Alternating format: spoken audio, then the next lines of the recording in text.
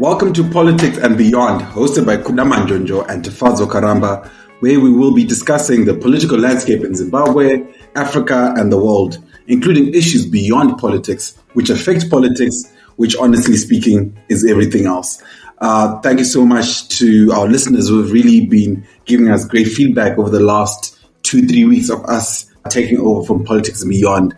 And the most interesting feedback we've got is not necessarily our conversations, Tafadzwa, but they want to know where we got this music. Are we also musicians in our spare time while we're doing this podcast? And I would like to let the listeners know that unfortunately, between Tafadzwa and I, we cannot hold any instrument.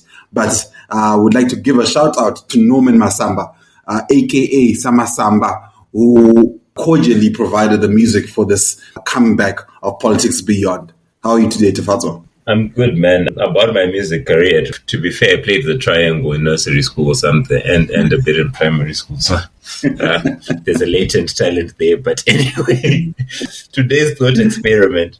It's a bit sci-fi-like, but follow me. Imagine humanity colonizes Mars and we get there and we see we see Martians, right?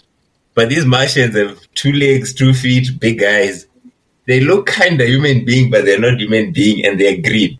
Like, they're not black, Chinese, colored, white, whatever. What does humanity do? Does it look for peace treaties to sign with the Martians, for the Martians to hand over their minerals, or does it just pull out the colonial playbook? Comrade, I think we both know the answer, and it's the latter. The colonial playbook always works. It's always about power. Who has? So I think my question would then be, the Martians took their fingers. Are they releasing liquids that are disabling human beings? Can they kill us by the virtue of them looking at us in the eyes? What power do we have? Are we talking about our nuclear weapons being more powerful than the Martian weapons? That is what will decide who gets colonized first. There's no peace treaty until people have shot at each other and seen who actually has more power. And then after that, we can talk about writing. Even then, do Martians have any form of writing to talk about? Can we speak Martian? Can we write Martian? Can we trust what they write? We can't. So we see who has a more powerful bomb, the nuclear bomb or the Martians' slithers that have come out of their fingers. That's my thinking. For a leftist, you're espousing impressive colonial logic. Colonial capitalist logic. Rhodes and Bismarck would be proud of you. Because I'm leftist, I've seen this movie too many times in history.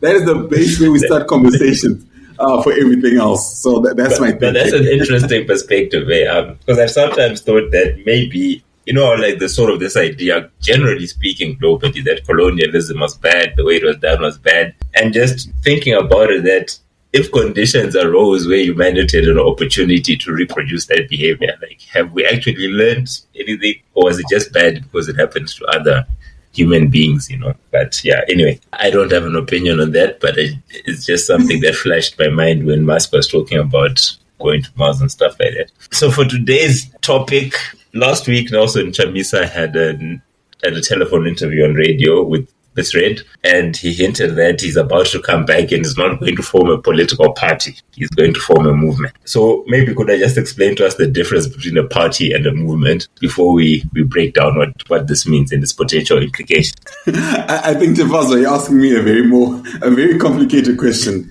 Even I have not figured out what the difference is between a movement and a party, but I'll try my best to try think about this logic within the context of Zimbabwe's political landscape, right? So I think most listeners will know a party is a very structured system where you have a president, you have a committee, or a Politburo as you have in ZANU-PF, or the National Council as we had under MDC. And then you have structures, right? You have your national structures, you have your provincial structures, your district structures, all the way to the cell, the famous cell structures that really expounded and are the base for ZANU-PF's power, right? So from my understanding, that is a party structure that is very emblematic of how our parties have been generally run in Zimbabwe since independence, before independence actually, with some of our liberation parties. So that's a party.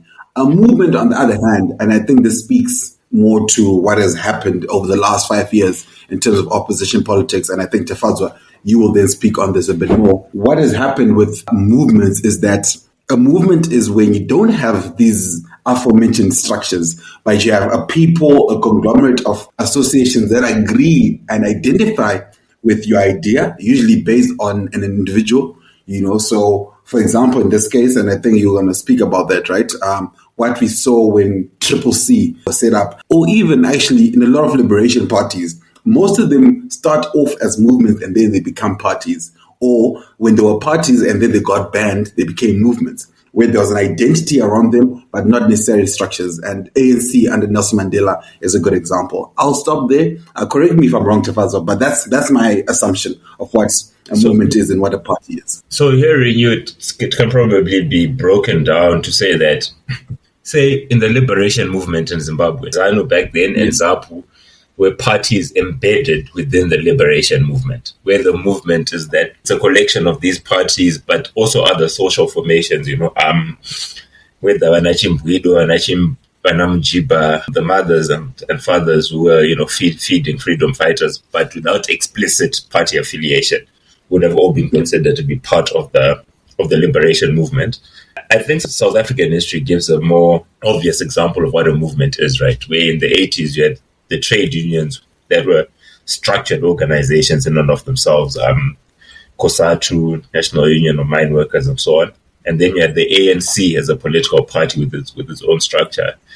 You had the South African Communist Party as a political party with its own structure. But all of them sort of came together under some sort of amorphous umbrella called the Liberation Movement, right? And all pushing towards this goal of liberating South Africa. And I think in that particular context then, if we're to define a movement that way, is it actually possible for one to say, I'm going to form a movement and lead a movement? Or does one first form a party of some sort of structure around which a movement then exists, or other social formations, organizations can attach to, whether firmly or loosely, and a movement is formed that way, right? Because if you think about historically, like there was a constitutional movement in Zimbabwe, right? Which was this formation. In its center was the NCA, not NCA Madugui, but the original NCA, right? But then attached to it were like the labor movement and students, and then it became this sort of constitutional movement. So would you say it's possible to form a movement, or probably what's needed is a party first, and then if a movement is to form, it would form around that party? I think before I answer that, Tafadzwa, and this is not me deflecting and giving myself some time to think, I think it's important for the listener to understand, based on your introduction around Nelson Chamisa, maybe provide some context as to the recent history around Triple C and what that has meant. That has led from Chamisa's ideas moving from trying to set up a party into a movement. And then I think from that example, I'll then explain what I think is possible, and if the idea of creating a party or creating a movement, what actually works. Okay. So I think the idea of Nelson Chamisa forming a movement starts probably when Triple C is formed. That's February of 2022, where the Triple C is formed from the MDC Alliance. And there's this lack of clarity around the positions of key political actors within the Triple C party. Because for a lot of external observers, it appeared as though, because of the circumstances under which Triple C was formed, that whoever was Secretary General in the MDC Alliance and was just going to be Secretary General for Triple C, Vice President, like it was just a transfer of an organization into a new set of clothing. But as things unfolded, it became clear that that wasn't the case, right? Where certain powers that one would have expected to be exercised by, say, the Secretary General did not appear to have been exercised that way. And really, in an interview with, I think it was Blessed Mhlanga, Nelson Chamisa was asked, like, what's actually going on? And he said that it's a doctrine of strategic ambiguity. Which really... I remember this, yes. Which really embraced this idea that things are amorphous. And his idea was that if there's firm, solid region structure, it opens an organization up to infiltration through ZANU-PF, which is an idea that's not really contested. So after the election, this strategy really backfired. Nelson Chamisa lost control of his MPs in parliament. The party got hijacked, and he went on a sabbatical. And when he first went on a sabbatical, it's important that we don't forget that there were some of these offshoots of the so-called Blue Movement, where there was some of close political allies went out and said that he's going to come back, going to launch a Blue Movement. And that didn't happen. Then now he's saying that he's coming back to lead a movement and not a political party. But with Nelson Chamisa, there's always been a lot of amorphous ideas, right? Or the idea of like politics led by citizens. What exactly is a citizen, right? Like in some Discord, when you talk about the people, we have an idea of what the people means, what the people are. But with this idea of citizens, again, it's another slippery idea. And I think another nuance that's important to look at historically is that he said it's strategic ambiguity, but my interpretation of that was what Nelson Chamisa actually had was tactical ambiguity. And the difference between strategy and tactics is important, right? Because tactics give one, short-term flexibility at the expense of strategic considerations to really apply to long-term institutionalization and really long-term sustainability. And it looks like a lot of how Nelson Chamisa postures politically is tactically astute, but as a strategic question of will this last an organization 5-10 years? Will this organization be able to reproduce itself? It's always difficult, to have confidence in that. So those are the circumstances in my view. But yeah, you can jump in there. Yeah, I think you make a good point. And I think you also forgot to mention something important. Is God in it, Stafazo? Is God in it? I think that's also important because during his sabbatical, he took a very poignant religious point of the work he was doing to remind his supporters that God is in it, as if it was a prophetic work that he's doing, that the time will come, right? I'm not saying that Chamisa is trying to call himself Jesus, but he was definitely speaking in that language, which is very close to a lot of Zimbabweans. That idea of freedom is coming, right? We're being taken out of Egypt and we're being led to Canaan. So he took up this posture of God is in it, hashtag God is in it. And if you remember when the movement was set up, right, after the Chabangu takeover of the party, etc., and all that drama after the 2023 election, the God is in it drive was very much supported, from my own opinion, for at least 6 months, if you ask me, right? People were like, no, this is in it. There were frustrations. People still identified the problems coming from how the ruling party was managing the democratic space in the country. But, and I think this speaks to the point you made between strategic ambiguity and tactical ambiguity. What I think then did happen is that people started questioning if God was in it because nothing was happening. And I think this is where the frustration comes in between having a movement and a party. The reality is when you have a party is based on certain ideas of what is the actual political landscape this party is being set up in. And unfortunately, in Zimbabwe's political history, we have really had any situation or periods of time, maybe besides the GNU really, where there's this understanding that there are multiple parties within our country. They can say what they want to say, they can do what they want to do. And because of that, parties can then actually establish themselves based on the tenets of understanding, right? Like if it's a football game, we have rules. And I think late Alex Magaisa gave this as an example about Zimbabwe's political landscape. It's like opposition parties play a football game and they don't know when the goalposts are going to be shifted, when the free kick line is going to be changed, or when a penalty is a penalty or a penalty is not a penalty. So that was the danger or the challenge of having a party, an opposition party, because of the constant change of rules, the oppression that actually comes, right? Not only from police, but from the Electoral Commission in terms of what the rules of the game are.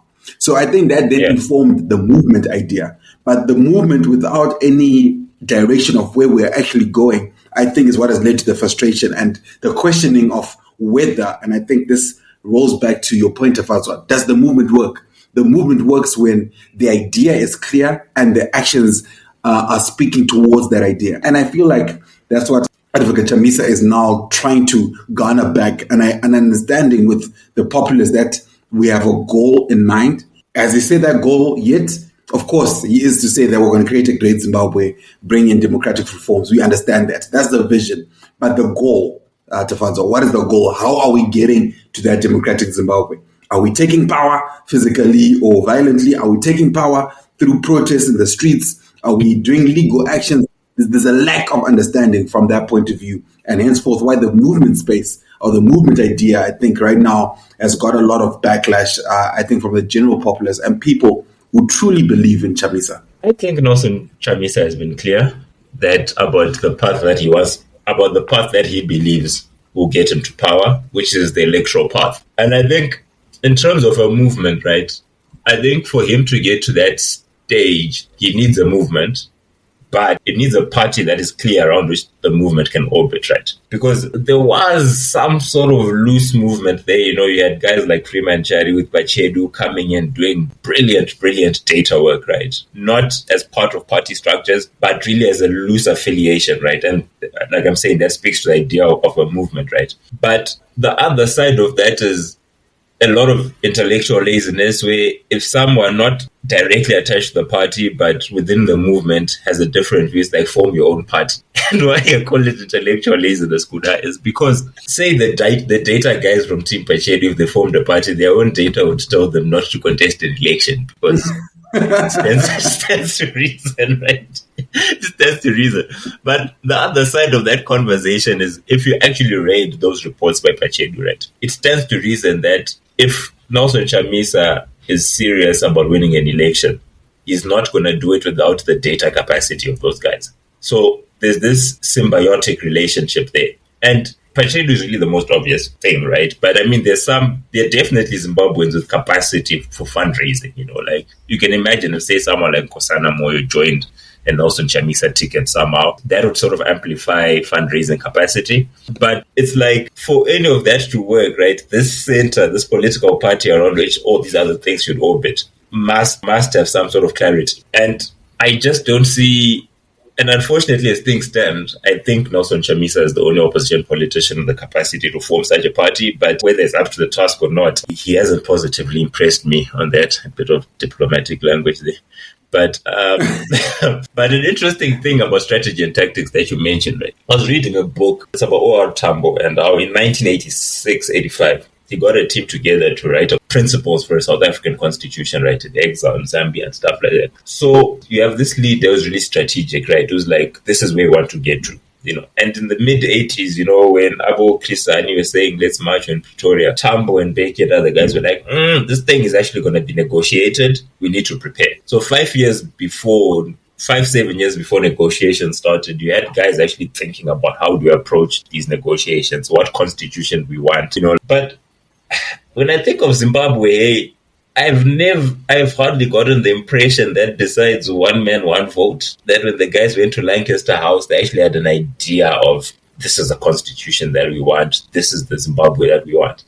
And when I look at the opposition when it got into GNU negotiations, the little that is written about it, and if one is to take Atam Tambara's version of events on that, it's like there is no strategic thinking in that sense. And I think Nelson Chamisa is an extension of that political culture.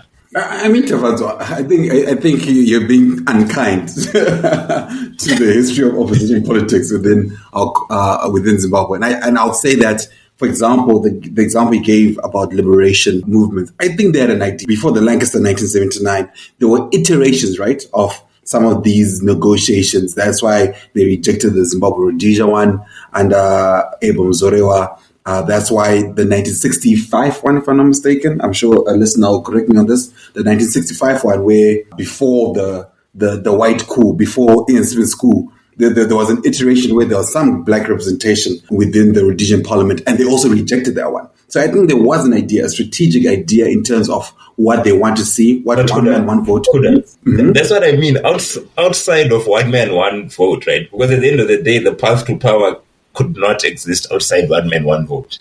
Yes. But outside of that question and attaining power, right? What was this idea of, okay, we've attained power, right? Like, is it human rights? Is it exactly? Is it for human rights? So, like, what do you want to do with this, right? Like, I mean, come on. I think. I mean, the closest guys who came to this were Bashandi, and what happened to them, right? They spent the rest of the war in underground prisons in Mozambique. But listen, I know it's not popular anymore, but there was that Marxist-Leninist thinking that was very popular within Zanin Zapu, explaining what it meant taking back land, explaining what it meant in terms of the one man, one vote was just the pathway, but the vision was definitely there, Tafazo. Unless I'm getting you wrong, I think the vision was there and what they were going to do with their power. But if we were to take what you're saying, right, that the Marxist-Leninist thinking was there and stuff, but So why did Washandi and those, the more radical leftists of the war, right? Like, they were arrested, right? So-called, I mean,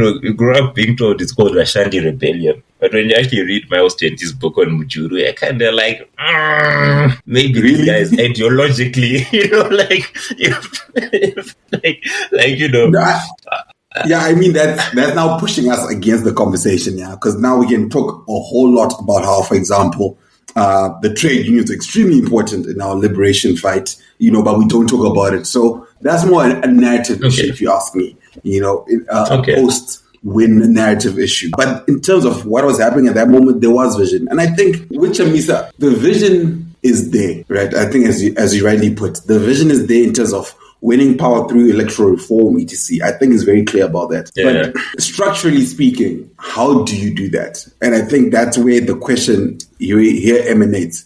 Even the conversation they had last week on radio around the movement, from what people said to me when I was just asking people on WhatsApp groups, on one-to-one conversations with people, like what the impression was of that conversation, they really felt like it was more of the same thing.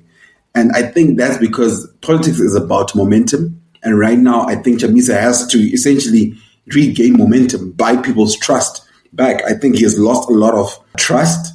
People might have hope in him. Hope and trust are two different things. Hope is we just need anyone to help us from the opposition politics to help us reinvigorate what we are hoping for, right? But trust, that's, I think, what Chamisa has lost. And before when he first created the Triple C movement, there was trust and there was hope. And that's why we saw quite a lot of support from him. And even then, until now, within Parliament, we have MPs who are clear that they support Chamisa. So in my thinking, based on that movement versus party question, I do hope whatever he's setting up does include a structure that supports the current parliamentarians that are in Parliament.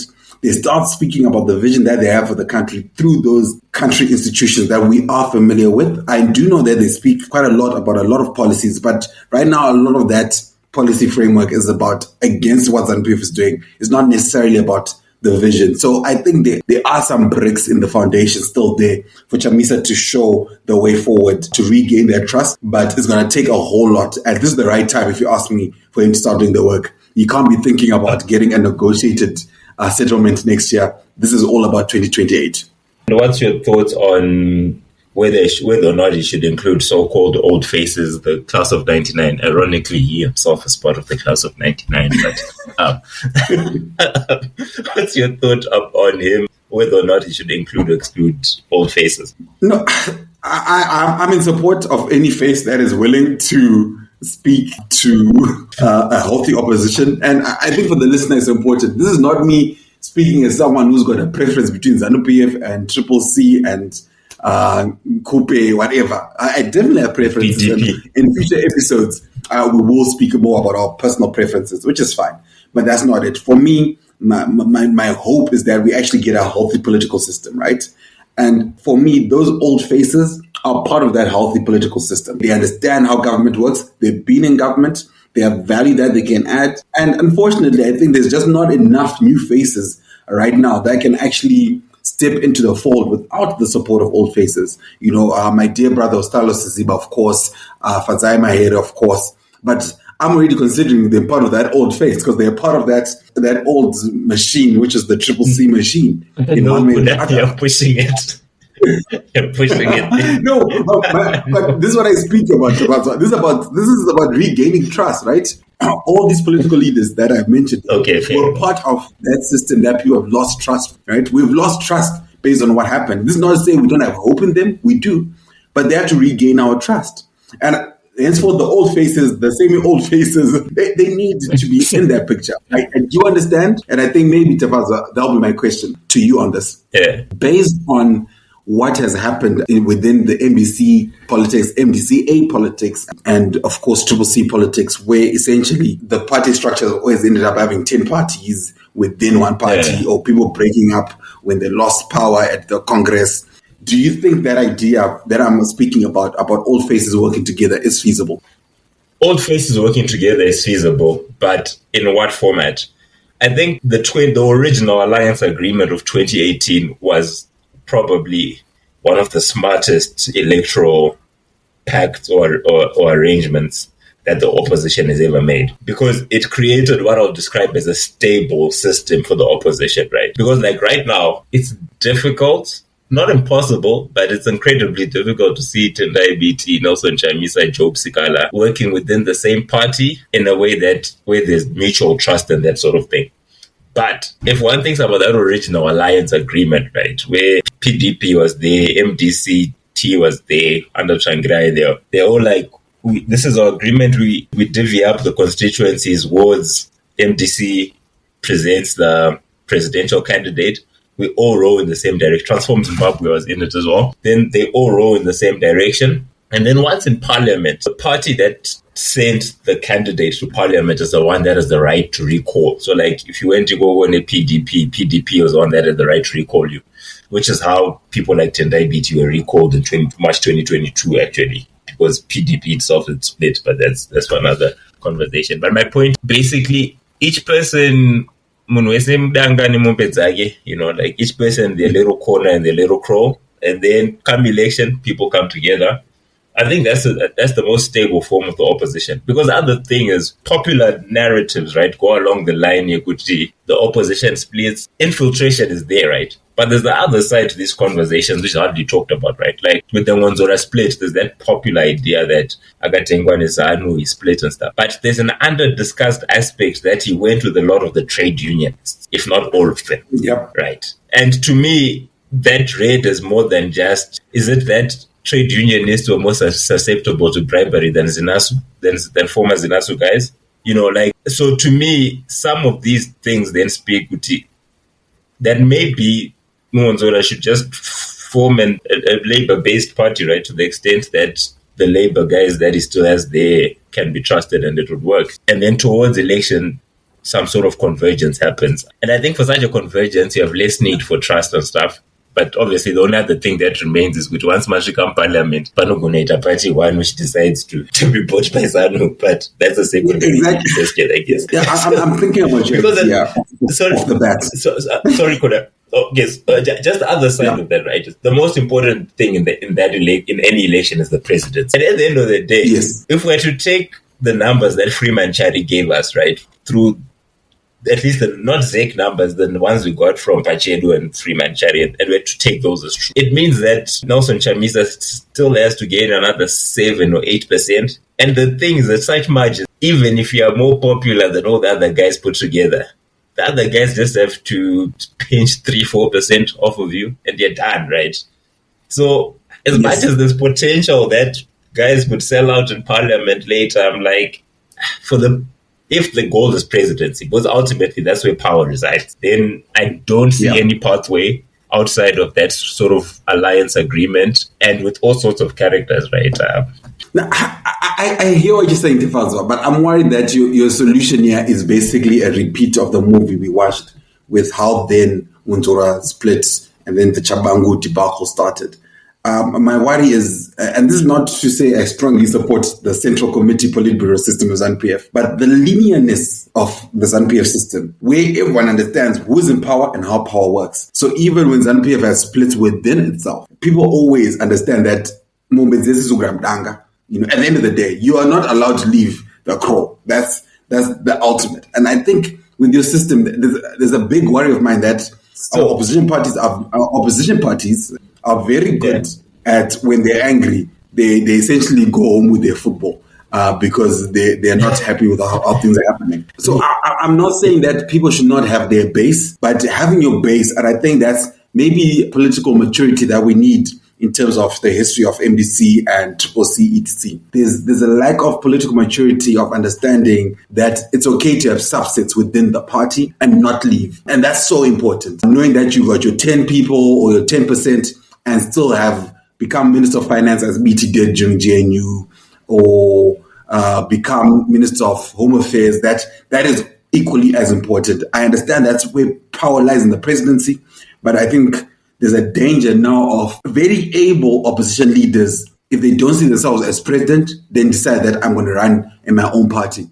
which then leads to the challenge we have with our political system. If our political system was fully proportional representation, I'll be in support of people having their own parties 24/7. Do what you want in your corner. But our system mathematically, scientifically forces you to essentially have two big parties or maybe three at most. I think that's structurally, that's one of the issues that Chamisa has to be willing to argue with if the electoral reform or the electoral process is what he wants. To really work with the other opposition parties and explain to them that, guys, the math tells us that we can't have independence, henceforth why Mahere ended up coming into the fold. We can't have multiple parties running because you end up splitting the vote. Let's ignore the rigging. That's another issue, But these are some realities, some mathematical realities that I think our opposition parties or movements need to come to the realization that it has to be within one umbrella, and that umbrella has to be held up by one person. It can't be 10 people holding up that umbrella. But I think that does support the idea of original alliance agreement, that you basically have one thing and everyone comes under that. And in terms of proportional representation, I do agree with you. Though, as a political thing, if I were Nelson Chamisa, I would not push that. Reason being, you know that idea that as long as you're not under that popular leader, basic. But proportional representation gives alternatives room to gain momentum around you, right? And I'm thinking that if I were Nelson Chamisa, I would not want that, right? Because it means there'll be multiple suns around which people can meaningfully orbit and still get to parliament. And in terms of the ZANU thing, I remember speaking to a friend and thinking that Nelson Chamisa's politics works most effectively when he has control of some sort of patronage. So before an election, it works because for you to get to parliament, he is the pathway to parliament, right?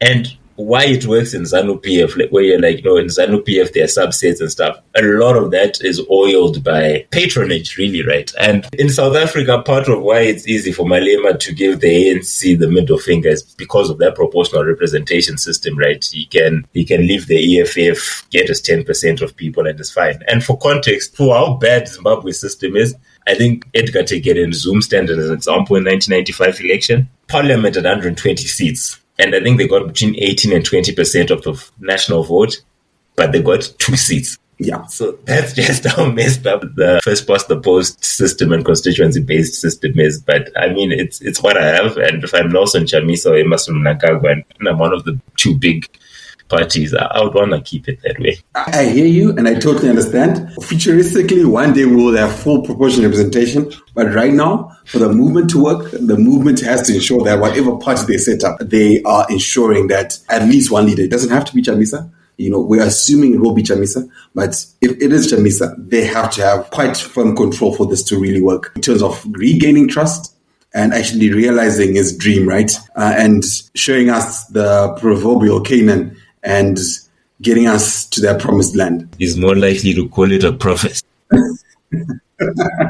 Yeah, we're going on. So I think it's time we move on to the second topic, something you're really, really passionate about and you've wanted us to discuss for a while, which is the DRC Rwanda deal. Or should I call it the DRC Rwanda and Donald Trump deal now? Yeah. Yes. So maybe just in waiting. It's, an aside, that Nobel Peace Prize thing is wild. It's like Obama bombed people in Libya and he got it. Just like, wow. Anyway, sorry. Just one more hypothetical. Imagine if Robert Mugabe got a Nobel Prize for giving back land to its rightful owners, right? And then we can't ignore the methodology that he did it. You're like, yay! Anyway, you can go on. DRC, Rwanda, Trump. Yeah, DRC, Rwanda, and Trump in brackets. So, dear listener, I think one of the reasons why we really wanted to bring back Politics Beyond was the thinking we need more narratives that are coming from the more Zimbabwean African perspective about issues that are happening on the continent and in the country. Reason being, as you well know, listener, most narratives are from Western media, Western podcasts, etc. And one big issue that I've been constantly fighting on a very personal level has been how the DRC war is not put on the same platform as the Palestine-Israel war or as the Syria war, even though it's literally the longest running war in our generation, the longest running war in this century.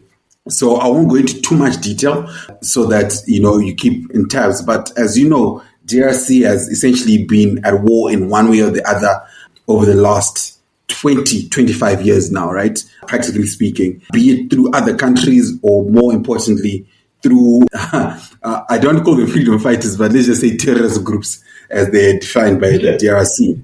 But more importantly, and I think this speaks to the point, after the Rwanda genocide, there was this feeling from now President Paul Kagame, the Rwanda president, that the dissidents who were part of the genocide moved into East DRC, and there is some evidence to that, moved into East DRC, and they were still planning to come back to Rwanda and take over power, etc. So Paul Kagame, for the last, since he has been in power actually, has used what is a movement called the M23 movement, basically as an appendage to the Rwanda government, as a way to essentially cause havoc in East DRC. And this has been happening, as I mentioned, for a very long time. So recently, dear Donald Trump came into the picture as he is trying to sort out all of the world's problems and provide peace, in quotation marks. And DRC and Rwanda signed another peace treaty. Please note, Rwanda and DRC have signed multiple treaties over the last couple of years. So this one is a new iteration of that. And in this deal, DRC and Rwanda have agreed to essentially bring peace to each other. They're going to stop the war in East DRC. But the point I wanted to raise here, Tafazo, for this conversation is the input of USA into this deal. I've had the pleasure and displeasure at the same time of reading the agreement. And in this agreement, you have a situation where Trump is basically having a deal, which I'm calling minerals for peace deal, where DRC are promising to provide minerals to Trump if they can promise to support Trump, to support them in ensuring peace in Rwanda without troops on the ground in USA.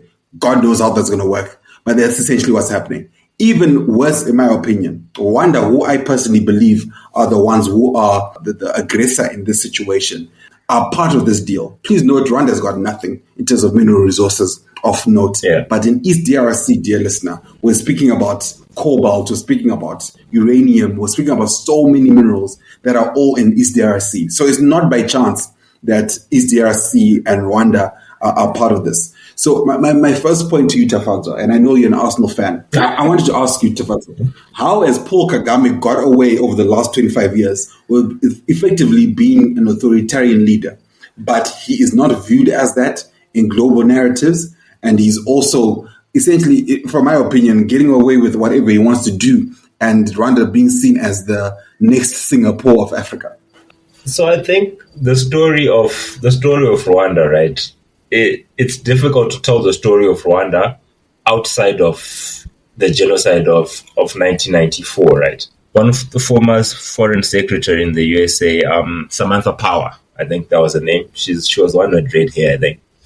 In one of her books, she actually outlines that there was a lot of guilt around how Rwanda was handled, particularly with the Western capitals. They received, all of these waving flags that something is about to go down, 1 million people are about to die, do something, and nothing was done, right? And I think for the Western capitals, right, just having this one skinny guy who's able to put a lid on things, it took and takes a lot of guilt away from them. And Samantha Power does use that word guilt, right? That Western capitals are a bit confounded on how to deal with Rwanda because of that guilt aspect. Interestingly, she wrote a book called The Problem from Hell, America and the Age of Genocide. It's a brilliant book.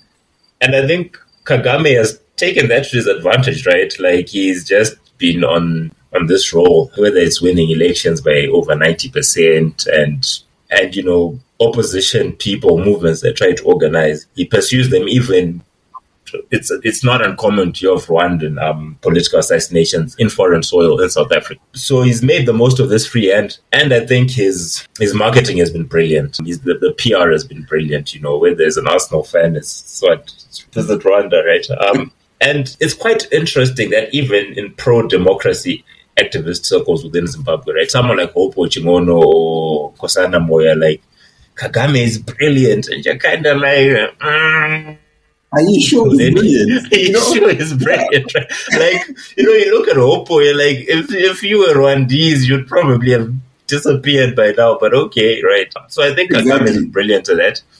But obviously, when it now comes to minerals, right? This now, particularly those rare earth minerals that are available in the Congo, like cobalt and stuff, it directly affects so many supply chains and so many bottom lines outside of a cute story, right? So it becomes more complicated for one to play the hand there. That's my view on Kagame and how he's managed to navigate things for the past 30 years. Yeah, but I think, and I like that point you made about the politics of guilt, and just having a thought about this, because also with the whole Israel-Gaza situation, there has been mention about that, that you will see that a lot of Western powers, when it comes to Israel, they cannot comprehend the idea that Israel is committing a genocide in Gaza, because in their heads, they're saying, how can Israel, who faced a genocide, commit the exact same thing? You know, they don't understand that. So I think that's actually a very interesting concept in itself, the politics of guilt when it comes to Rwanda. But I think even more importantly, from an African point of view, and I think this leads us to our future Nobel Prize winner, Trump, the fact that there's been a lack of effectiveness of African countries actually sorting out the DRC war issue. I'm sure once, dear listener, you will see that in our series that's coming soon on Zimbabwe's inflation. We speak about the DRC war and how important that was when Zimbabwe entered that war in the late 90s. So we've had Zimbabwe getting into it. If I'm not mistaken, South Africa for a long time refused to go in it under Mandela, but then now the South Africa Defence Forces is in it. But even the inclusion of the South Africa Defence Forces through the SADC forces, another publisher, author, Patrick Bond, who's written a lot about how South Africa is a sub-imperialist. So a sub-imperialist, I know it sounds like a big word, but a sub-imperialist is when you're not a big imperialist like USA, China, etc., but you're an imperialist in your region. So according to Patrick Bond, South Africa is a sub-imperialist regime within Africa, basically arguing that South Africa's wealth is based on taking away from everyone else. And that would be an interesting conversation for future reference. But Patrick Bond argues that South Africa's peace-driven mission is actually not for that sake. It's, again, to get some of those minerals. And guess who owns quite a big mine in southern DRC, Tafadzwa? Patrice Motsepe, essentially the richest black African, if I'm not mistaken, within the mineral space. So I think there's credence to the argument that people, including Africans, also just use DRC as a place of pillage. I mean, you're not wrong, right? Certain UN reports about Zimbabwe's involvement in the DRC have certain prominent names within them, including the then Minister of International Relations and Trade, Sibusiso Moyo's name was in that report as well, who were involved in all sorts of things during that war in the DRC. And maybe just to close off, that war that Zimbabwe got involved in the DRC, we'll talk about minerals in the DRC and so on, right? It's like a frenzy, not just America, even within Africa. It's like a mini world war there, right? I mean, at some point, the so-called Five Nations War, where you had Rwanda, Uganda, and Burundi backing rebels. Then you had Zimbabwe, Namibia, and Angola supporting Kabila's government. This was between 1998 and 2003 and that sort of thing.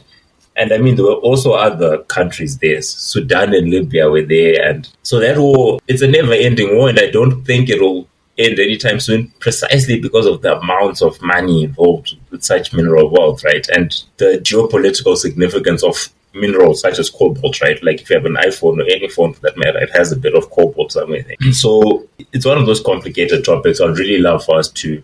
I thought that was really going to be a short topic, but the more we're talking about it, the more I realize that it's actually really interesting.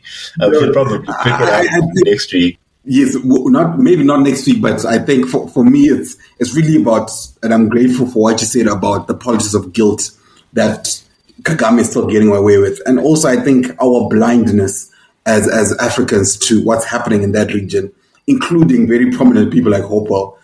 We can't just give Kagame a free ride. And what's ironic to me is, why are Africans giving Kagame a free ride? We have not got anything from Rwanda. So why do we always assume, why do we assume that it's doing a good job? So, yeah. I think Africa is starved of success stories, right? So anything that looks like it's working, we latch onto it, right? We end up comparing Kagame to Lee Kuan Yew and that sort of thing. Yeah. as they say, Tofazo, in conclusion, all that shines and glitters is not diamond. I think that's the phrase. Yeah. Which basically shows not everything we think is great. So hopefully, dear listener, we will be great to hear from you what you think about the Kagame situation. Are we letting him get away with pillaging another country, or are both Tafazo and I very wrong, and Kagame deserves all the credit it's getting? But thanks so much, Tafazo, for this episode. It's been great to at least focus on, first of all, Nelson Chamisa and what the movement idea looks like. Are we going to have another political party from him? That was great. And also for enchanting me and allowing me to rant about this very deep issue in my point of view around Kagame and DRC. Oh, but to be fair though, like it's not just Kagame, it's just that he's close enough to the action. Don't blame the man. But anyway, in 1998, it was like 5 or 6 stations there. But yeah, thank you so much, dear listener, for coming along this ride with us. It was a bit of a long episode, but I hope the content was worth it. Until next week, cheers and shout out to the provider of the beat you've all been asking about, Norman Masamba, Sama Samba. We're gonna put a link to his socials in the description. So just please do give him a follow. Thank you. Awesome. See you next week.